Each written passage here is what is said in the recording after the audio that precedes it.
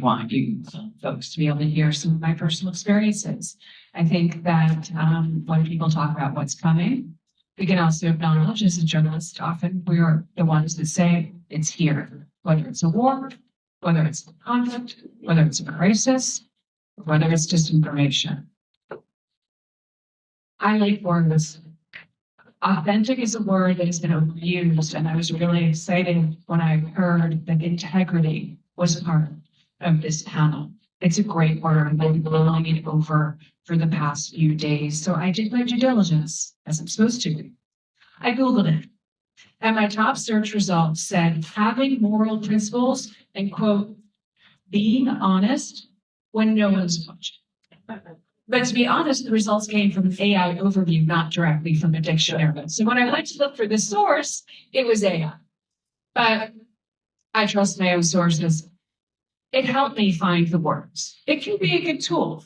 Being honest when no one is looking is the foundation of journalism. It's the basic tenets of consider the source. My source is AI, full disclosure, also part of journalism. But being honest when no one is watching is about ethics. And doubling down on ethics, or a good deed a day, or being that human being is what we're all really talking about, despite the machinery and the noise. Don't Photoshop a digital photo. Don't write an incorrect headline.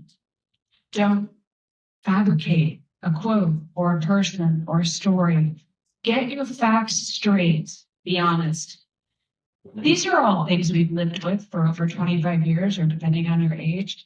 It takes a lot of work with an invested team who all maintain their own integrity to put out the news.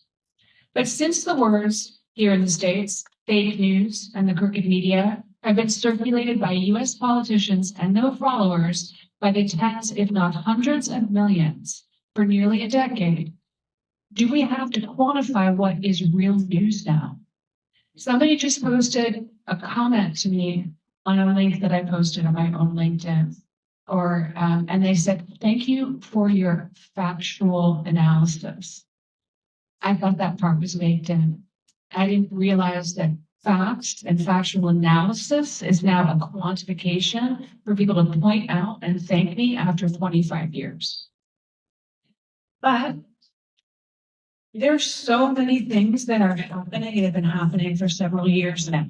It's possible to create photos of people along with biographies that do not exist in real life. Russia did this during the invasion. All of these pictures and profiles of people that did not exist. And as the invasion of Ukraine started, the misinformation campaigns came out in full force. This is sometimes where I see them the most, on steroids.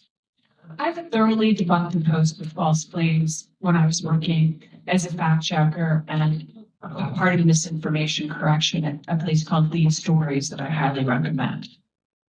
And it was about operational US bioweapons labs in Ukraine.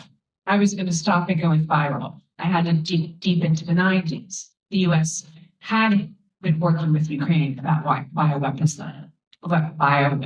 labs.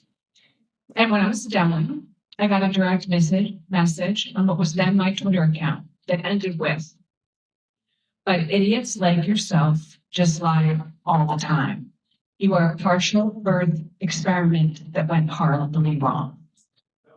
I went about my day. I don't even think I followed the bosses that I was working for, because that's what we do. My reporting and others during the years of the Israeli conflict, when I was based in Beirut and Jerusalem, was done forensically. Foreign correspondents shared eyewitness reporting in places like Gaza.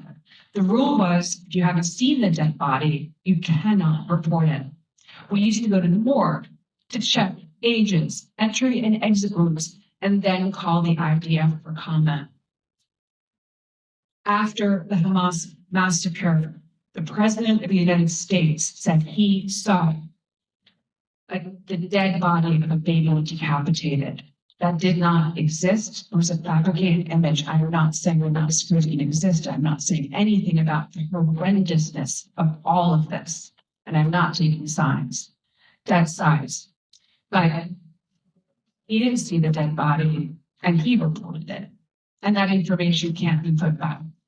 The audio of the video of a top U.S. correspondent literally on the ground sheltering from incoming projectiles was changed less than hours after her first report.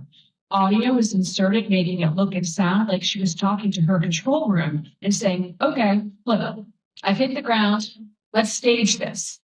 It made her look like she was taking a side in the Israeli-Palestine conflict. That clip went viral. It got a lot more views than her cable station gets. Audience. The genie can never really be put back in the bottle. Hatred of the reporter is still fueled by the fake clips in some failed online groups. It's now possible to create a video of any leader speaking in any language, saying pretty much anything, and it all looks and sounds really realistic.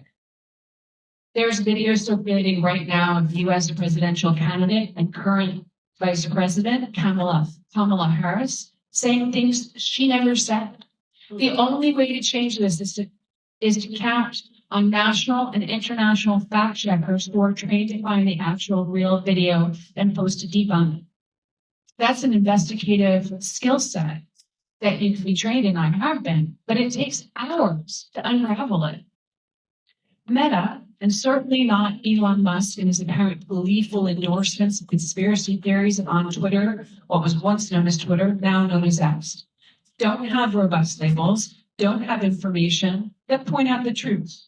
And they often, especially at Meta, which I've experienced personally, they cut the teams when they need to cut money from their budget, and therefore things stop being taken down by the millions.